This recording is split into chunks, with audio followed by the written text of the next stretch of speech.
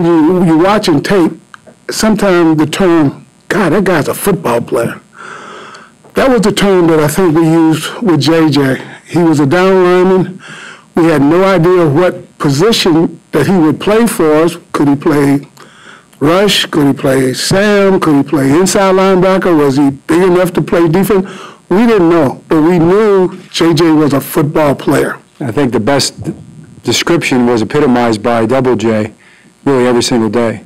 Really talented football player. I mean, extremely talented, very smart. You know, set the edge of the defense. He was the guy that made all the calls and set the defense. So he got everybody lined up.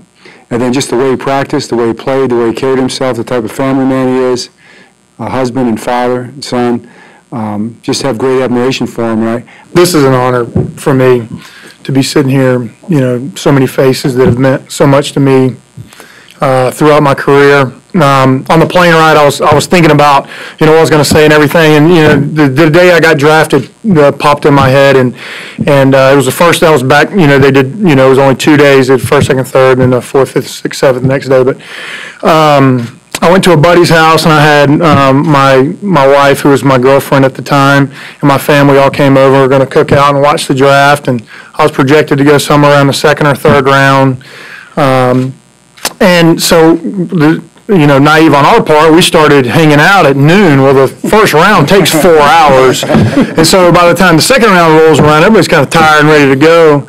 And so so now I start kind of paying attention. And, you know, this is my, you know, this is when I should get picked, in my mind where I thought I should get picked. And, of course, the second round goes by, and third round rolls around, and all of a sudden my phone rings, and it's the Cowboys. And they're like, we got a pick coming up.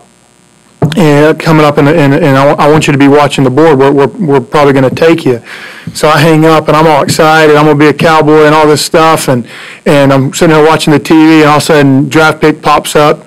Cowboys select Jason Witten. And I'm devastated. And I can't believe it. I'm looking at the rest of the teams on the board, and I realize I'm not going the first day. And me and my wife, we drove around for probably 2-3 hours that night. And, you know, I'm thinking about selling the Tahoe I just bought, and it's the end of the world and all this stuff. And the next morning I get up, and I'm watching TV or watching the draft, and my phone rings, and it's Ozzie, and it's Brian Billick. And they asked me if I wanted to be a Raven, and I was still pretty disappointed, you know, that where I got picked, you know, because I thought I was a better football player than that. But when I got here and I met Kelly Gregg and Marcus Douglas and Tony Weaver and Ray Lewis and Terrell Suggs and Ed Reed, Dalius Tom, I mean, I can go on and on and on and on and on. And I found out what it meant to play here and what it meant to be a Raven. And, you know, at that point, all those guys, you know, you did it their way or you got out of the way. And I was smart enough and tough enough to learn from them and become one of those guys. And then all of a sudden you look back and there's guys doing it like you did it. And I could sit here and thank people, coaches and teammates, till y'all started playing shut up music. So I'm not gonna do that. But there are some people I have to, you know, I've never had a bad coach. I sit around amongst players. You'll hear players complain about this coach and that coach, and this guy's terrible, and didn't learn anything from him. And they'll ask me, and I sit there and I've had nothing but good coaches.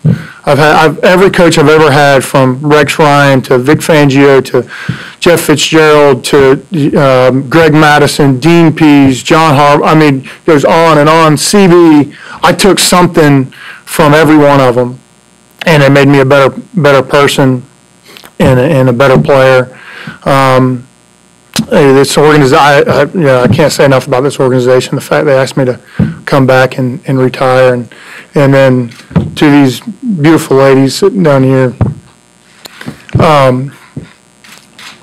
My wife, you know, she's been with me, you know, through, you know, some A lot of highs and a lot of lows. You know, kick me out of bed when I'm too sore to get up in the morning to go to work. And then my mom, who's been there from the very beginning. I remember I had a D-line coach, my first D-line coach when I was in high school. All the moms hated because he was, too mean, too tough, and yelled and cussed and everything. And my mom didn't say a word. She sat back and let him do his job. And, I learned how to be tough. I learned how to play this game through people like that. And I just want to say thank you. It's an honor.